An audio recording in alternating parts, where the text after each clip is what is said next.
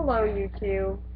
So, if you've been to Disney, any of the Disney parks, then your favorite ride was probably the Haunted Mansion, unless if you were too scared to go into it. Now, it's my favorite ride there, at least. So, when people at Disney decided, hey, let's make a movie about this ride. It's our most popular ride. At least I think it is. I'm pretty sure it was. Right? It does seem like their most popular ride to me. Um, they're just like, hey, let's make a movie. So, what happened? Really? What happened? I mean, I do watch this movie every year, but what happened? There, there are just things missing from the movie that need to be in here. So, let's just go on. So, let's start talking about them. This is the Haunted Mansion. Do they even have a hatchet in that attic? There's a scene in the attic. Do they have a hatchet? They need one. Go get a hatchet, movie. So, the story starts off with actually a really cool scene. Truth be told, this opening segment is actually my favorite scene in the movie, and it kind of captures the feel of the ride the best out of the whole film. It's obviously taken off of the dance room, the ballroom scene from the ride, but this whole entire scene is done with only one line being spoken, which is "Welcome, foolish mortals," and then just having a really good score throughout the whole scene. It seems to get more and more engaging just by the music. There's no narration, so it's pretty much just what's going on in the scene and the music that has to carry the environment through. And it does.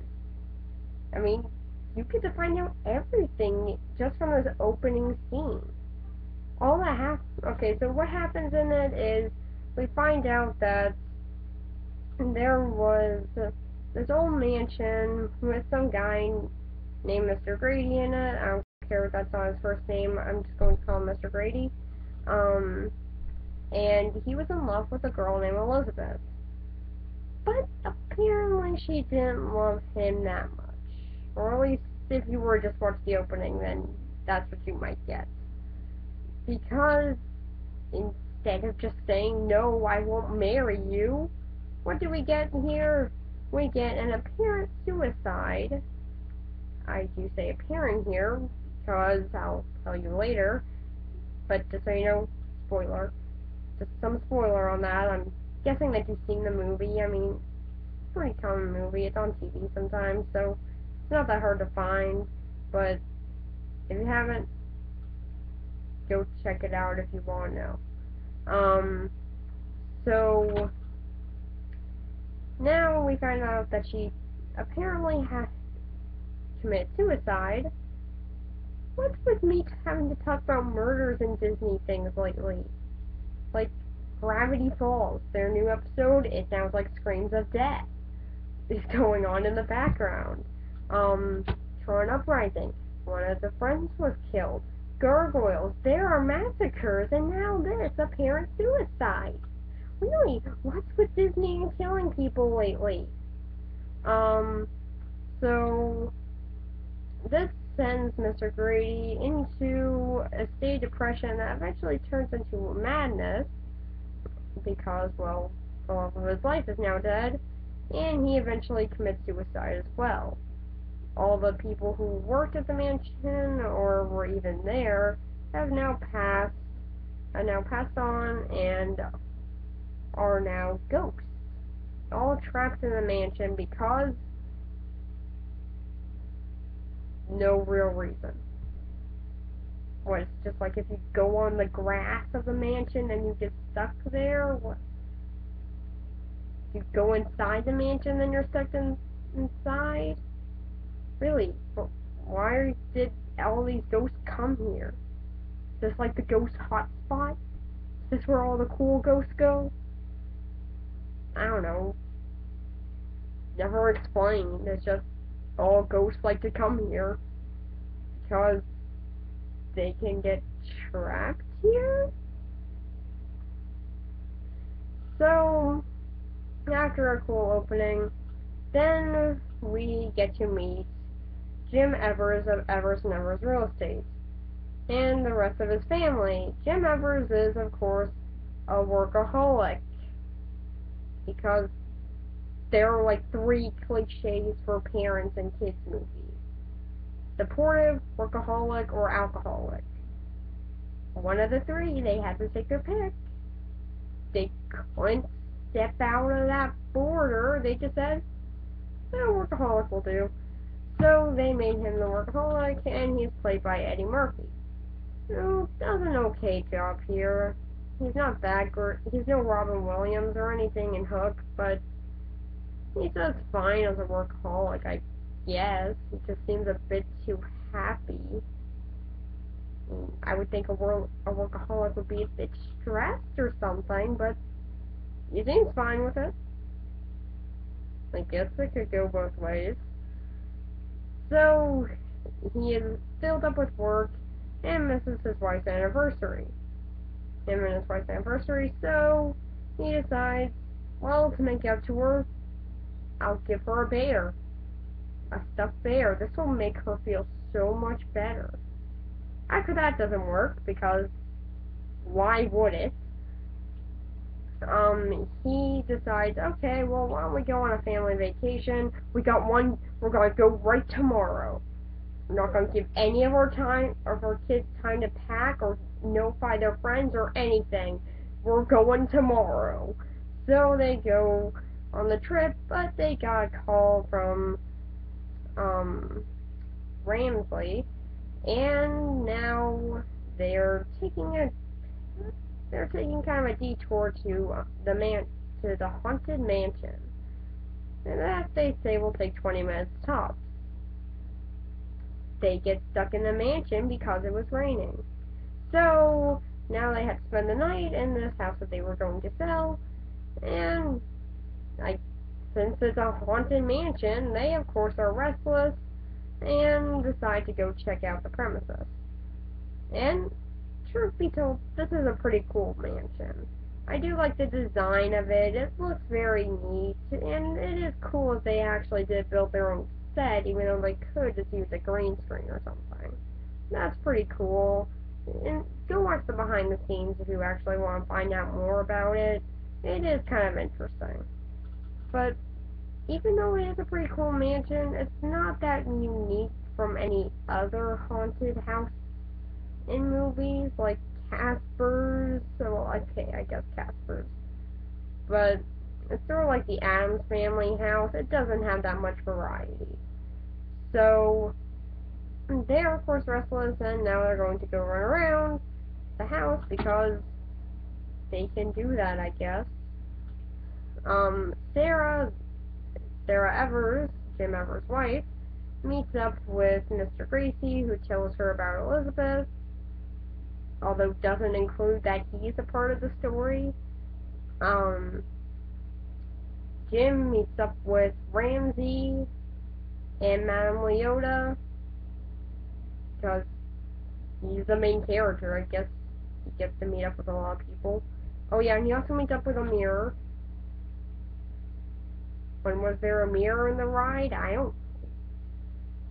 Never really a mirror in the ride, aside from the Hitchhiking Ghosts part, but I guess they wanted a mirror, because the mansion had enough room for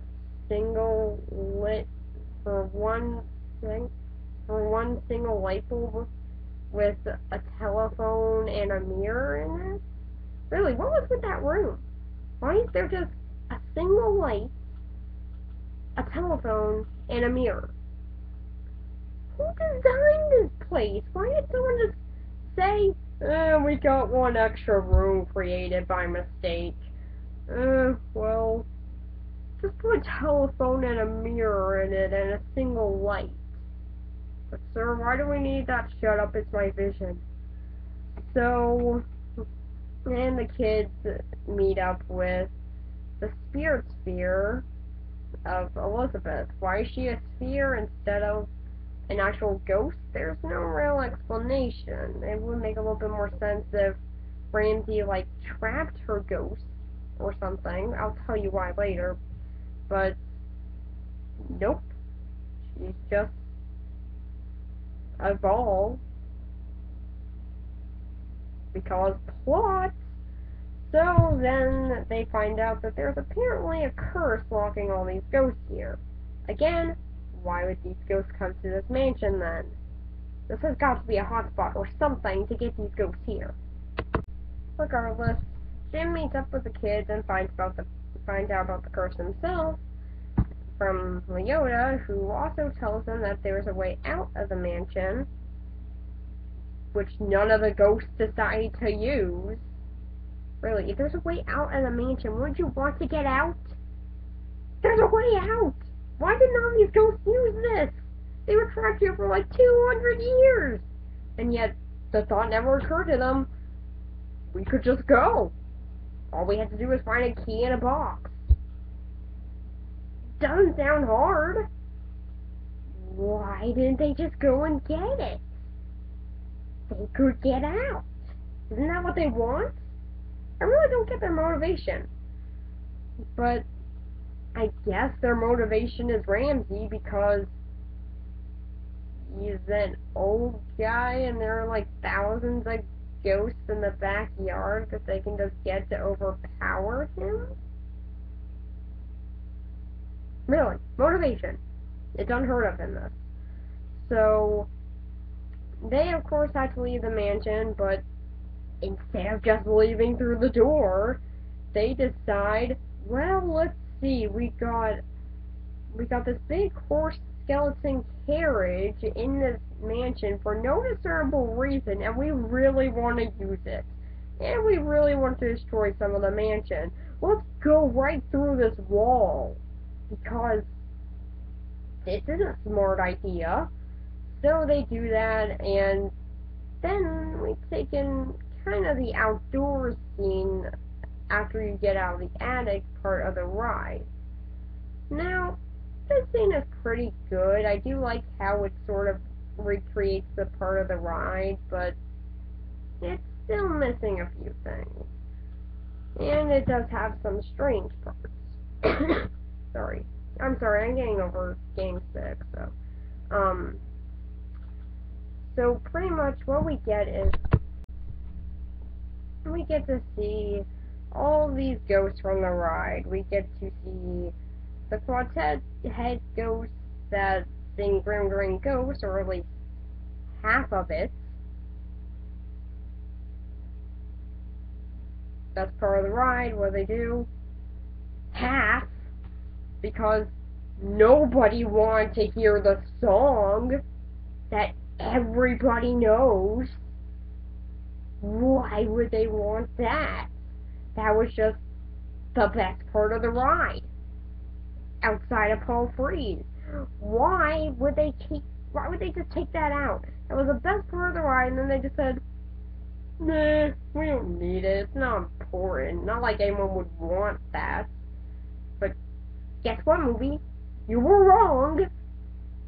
Why would they think no one would want to hear the song? The song is the best part of the ride, and yet they're just like, F you guys, I guess, I don't know. So, and then we also get to see one of the people that were in the portrait, the knight with his head cut off. We get to see some more people with their head cut off, a guy trying to shoot an apple off a guy's head, but accidentally shoots him in the head. Oh, and here's one part that actually made me really sad. Remember the only human in the ride with his dog was the gravedigger. And here we see him, but he's a ghost. Why? That is so freaking sad. Oh my god. Was this guy just so afraid of what he saw that he died? Oh my god, what happened? His dog died too! What the heck happened? We'll never know. He just died, I guess. That's not sad. Really, what happened to him? Okay, so then we also get the classic Hitchhiking Ghosts. And we also get to see the Hitchhiking Ghosts in their glorious cameo. Again, one of the best parts of the ride, and yet what do they say? People who wanted to come here for the Hitchhiking Ghosts, screw them. We don't need them. We can get money anyway. So, you know what? Just give them 30 seconds. Really, I want to know more about them. How'd they die? Were they hit by a car or something? How'd they die? Really, this needs to be explained. How did they get killed? Why did they come to the mansion? Were they just sitting outside the mansion and got hit by a car or something?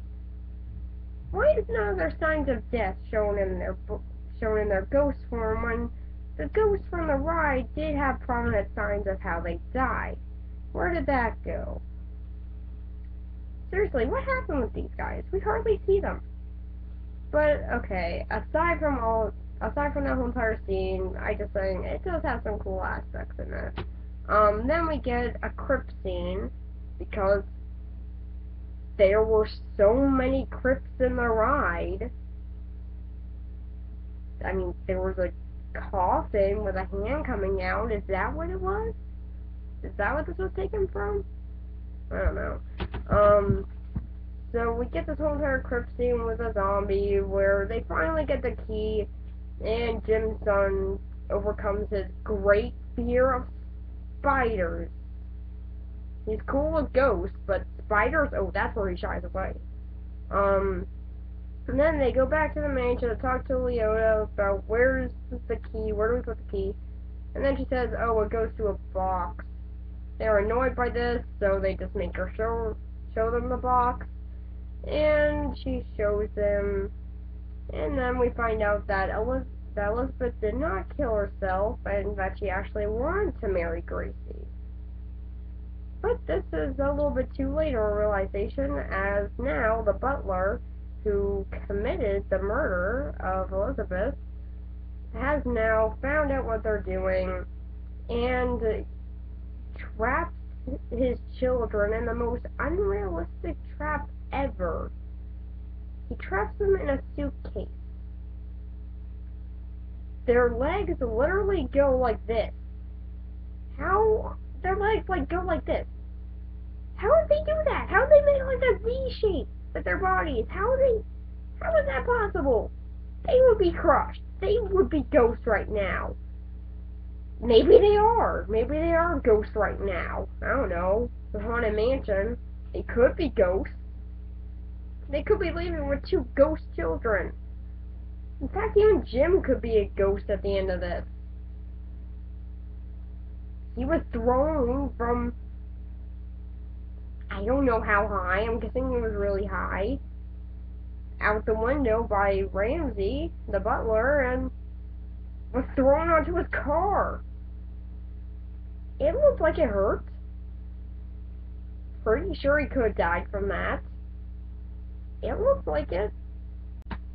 And then we get caught up with Sarah and what she's doing. What is she doing? Well, she's finding out that Master Ramsey might be a little bit on the creepy stalker side than the whimsical house owner. So she tries to get away from him because he's saying that she's Elizabeth because she looks like her. I guess that's a fair assumption. And now he's basically just saying, no, you gotta remember who you were. Because I'm sure that all of us could not get out of the mansion, but you totally could. So he's basically just yelling and yelling, saying, no, you're Elizabeth, you're just not remembering this. But then when she goes inside our room, which he truly can't get past the door. He's a ghost. He was just teleporting. What? How can he not get past the door? It's a door. What's so difficult about door? Really, I don't get why he can't get past that. Then his arch nemesis, the door, stops him, and he starts to think, maybe she's not Elizabeth. Nah, no. Well, let's just say, okay, here's it.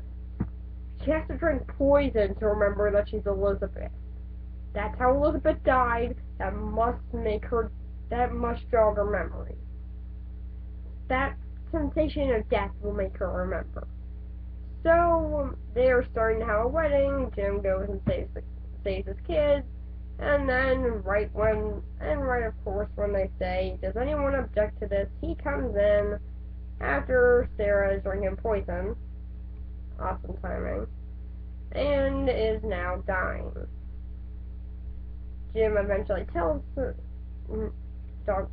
Master Grady that the truth about how Elizabeth died. Shocked by this information, he asked the butler if it was true, because he'll totally tell the truth if it is. Not like he could just say, no, I didn't. There, deal with it. She killed herself. I don't know. Who knows why she did it? It's just the sort of thing that happened. Completely unable to say. He just says, nah, go to hell. But that, of course, gets him sent there instead. I guess he just had to say that for the devil to be like, oh, yeah, I really did need that guy, didn't I? So he's now dragged down to hell. I will get another coin for this jar later. And then he's also trying to drag Jim down with him because I guess the devil can't tell the difference. And just says, drag them both down. It's fine. It'll just be eternal suffering, he'll be cool with it. But, of course, Master Ramsay saves him, and then he is now reunited with Elizabeth. They get to either keep the house or sell it. We never find out which. They go to the lake anyway, so I guess they might have sold it. I don't know, it seems like a cool house to keep. Got the deed to the house. It looks awesome. Why not keep it? Really, this place looks great. It'd be like your vacation every day. It looks awesome. And that's it. Yep, it doesn't really continue. Oh yeah, Mal Yoda and the guys who sing Grin Grin Ghosts, they're stuck. Why? I don't know. I guess heaven just said, meh, make them just spend the rest of their life down there, so now they're just stuck on Earth forever. Feels so bad for these guys. And so that's pretty much it. And then we get the closing line at the end credits, which is actually taken directly from the ride, which is actually pretty cool. I do like how they did this, with Mama Yoda saying, hurry back, and make sure to bring your death certificate. So, that's pretty much the whole movie. That's what happens in it, and it's fine. There could definitely be some parts that could be updated, but I think that it does have at least a general idea of what they're doing. They're clearly fans of the ride, seeing as they do pay a lot of homage to the ride, but they don't really seem to have the gothic feel or the dark atmosphere that the ride has. I would have at least gave them a little bit more, I will give them at least a bit of credit that they do have some of the ghosts from the ride in it, which is pretty cool, but they left out my favorite character, which is being Constance Hatchaway. I mean, fair enough, we do see her wedding dress in the attic, but they say that's Elizabeth, so did she just borrow it from Constance? But we also don't get to see her hatchet, so there's that. But I still do think that this is a decent story. The execution is kind of sloppy. The characters aren't all that likable. Even some just being like, why should I like these guys? I mean, Ramsey, who you're supposed to be like, oh, yeah, I feel bad for this guy, he's still willing to kill Sarah just to be like, no, I'll get my wife back. No, I'll get my girlfriend back, so murder's cool now. I guess I can do it. So, yeah, why not? So, the story's kind of all over the place.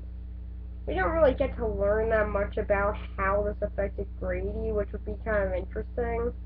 But we learn more how it affected Jim. So, for the story, I'll give it 5 out of 10. It's not awful, but it could have been a whole lot better. And now on to the characters.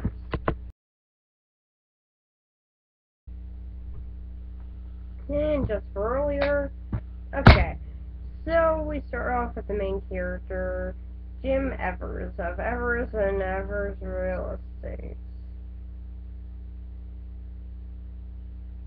Brilliant twist on his name there. I could have thought of a better one. So, pretty much this character is just a workaholic. Although I think that they took a very interesting step with this. I don't think that he learned his lesson in the end. Really. In the end, he seems just the same. He just sort of says, yeah, let's go to the lake, which we were going to do anyway. And he still looks like he's about to sell the house, so I don't think he learned anything from this. Unlike Hook. And yeah, if you want to see a better workaholic performance in a kids movie, go watch Hook. But he does fine. Eddie Murphy does good with what he's got, but there's still nothing that unique about the performance. It's just sort of average. Then after him is Sarah Evers, who is pretty much the same as Jim, except she doesn't even fall into the cliche. She's just the wife. That's really her personality. She's just the wife. Nothing else and nothing less. God, she got so much character there. What could they possibly do to evolve her? Nothing. They don't evolve her at all. Why? I don't know. And then we have Megan Evers, who, I don't know, she has a little bit more character to her, but really, there's not that much. I mean, she does have a little bit more sass, I guess, in her character, which I guess could be a little bit interesting, but it's just not well done with her. She's not that well written. And I do give the actress credit. She's working with what she's got, and there are some funny lines from the character, but she doesn't really step up to the plate at all and change anything. Same can pretty much go with Michael. He's just kind of there. Oh, and his spider story arc goes so far. I mean, so far. So far. He sees a spider and he's scared of it in the beginning. And then he has to touch a door with spiders on it. Oh, it went so far. Oh, and speaking of storylines that don't go anywhere, yeah, Jim has a thing about his car and not getting damaged. He doesn't damage it. Ingenious setup! So, after him, we get Ramsey, who, well, a little bit more interesting of a character, and his motivations are fair ones. He does want to do everything that's best for Master Gracie, but his heart's sort of in the wrong place. Nice thought there, but it doesn't really work right. He ends up killing off a person, and I think that would show him that he's gone a bit too far. And then after that is Elizabeth. Now, there's not too much character here with her either, but, at least she has good handwriting? I don't know. There's just not much to work with her, and there's not much character to be found. After her is Master Gracie, the person that she was in love with, who, I gotta say, he's alright. He might seem a bit too whimsy at times, sure, like, really, this guy seems to really love being on set. He smiles while he's telling how his girlfriend died by taking her own life. Truly, this is a very good moment to be smiling, but he does at least do a fair job during the montage at the beginning. It really does look like he's been destroyed by this whole situation. And it does seem like this would lead up to something that would end up making him take his life. It's kind of interesting there, but they don't really dive into how or why he decided to do it, so it's just really just shown in that montage, which, really, you could just watch the montage and then you'll have seen the movie. Do that. Just do that. Then we got Madame Leota. She's my favorite character. Or at least, she's the favorite out of this cast. Although maybe Ezra's a bit better, but I'll talk about him next. But Madame Leota, she is like the character from the ride. That's something kind of interesting about her. They added a bit of humor to her. Now, I don't know if this was just to make kids be cool with the character or something and say, oh yeah, well she was funny, I guess that makes her a bit better, but she does have some legit funny lines here. And I think that's kind of a good improvement on the character, showing that he can have a little bit more of a humorous side. But aside from that, it's just the character from the ride. Then there's Ezra, who was never in the ride, and you might not even recognize who he is because they don't really say his name in the movie. But you might recognize his actor. He's played by Wallace Shaw. Now, if you don't recognize him, go look him up. Chances are you'll recognize either his appearance or his voice, because they're both pretty recognizable. This actor does do a good performance, and I don't know, maybe it's just I like this actor or something, but he's a really good actor, and he's really funny. Like, just the way that this actor sounds while he's talking, it's just so funny. And then we have Emma, who's sort of like the maid of the house, I guess, but she also seems to be a chef. Okay, but she's kind of falling under the same boat as Ezra, but she's a little bit more interesting. Kinda, I guess. She doesn't have that much of a personality, but she can cuss while going to heaven. It's really the only thing I remember from her. Really, she says heck before going to heaven. That's just incredibly ironic. Why would she say that? So for the characters, I'm probably going to give it a 4 out of 10. They're not that great, but I do like where some improvements were made. So, they're not the best, but they did fine. They don't do any harm. So, for the film overall, it has kind of an all over the place story, and the characters, well, not awful, are still pretty cliched and don't get too much development. Heck, I don't even think they learned their lesson. So, there is one thing though. I do always find myself coming back to this movie. Every year even, for Halloween. So, why is that? I don't know, maybe it's just because I've been watching this movie since I was like 4. Really. I watched this movie since I was like 4. I guess my dad really liked it or something. Or maybe there's something in here. Maybe there's something that is actually worth watching every year. I don't know, maybe it's just a house or something, but I do still find myself watching it every year. It's sort of a tradition, so for it, I'm going to give it a 6 out of 10. Not bad, but it's definitely more for a nostalgia factor that keeps me watching it. And next week,